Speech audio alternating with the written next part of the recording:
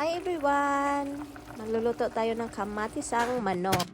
For now, maghihiwa tayo ng manok, like cut into serving pieces. Now, maglagay tayo ng cooking oil. Papainitin muna natin.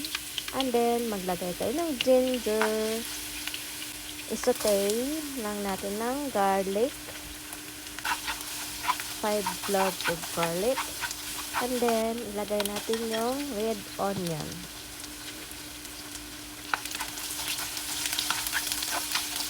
Simmer lang natin. And, ilagay ko na yung red tomato. Antay lang tayo ng 1 minute for saute.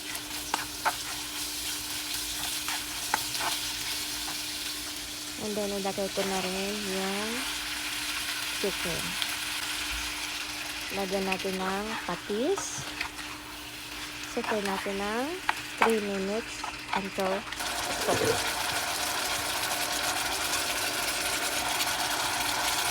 Maglagay tayo ng chicken powder to the mix para may lasa ang ating manok. Haluin lang natin ng maigi. And ngayon, maglagay tayo ng isang litrong water. Pakulian lang muna natin hanggang maluluto na yung manok. Ngayon, kumukulo na yung sabaw natin ng manok. Lagyan natin ng asin, paminta, and green chili.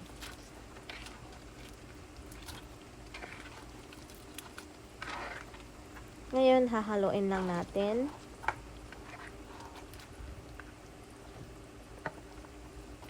And takpan lang natin muna ng 1 minute para yung manok ay maluluto ng maigi.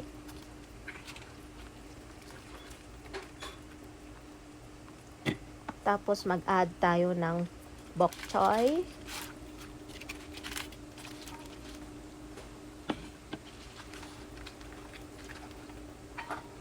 Combine na natin, guys.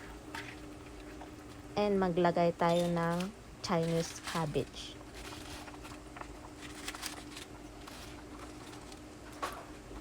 Wow, ang dami kong nilagay ng vegetables. I-simmer lang natin ng 1 minute.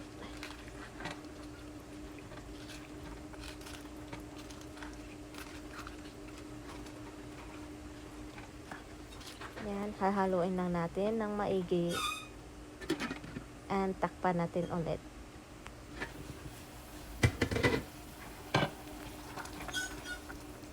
And ngayon, guys, naluluto na yung gulay natin.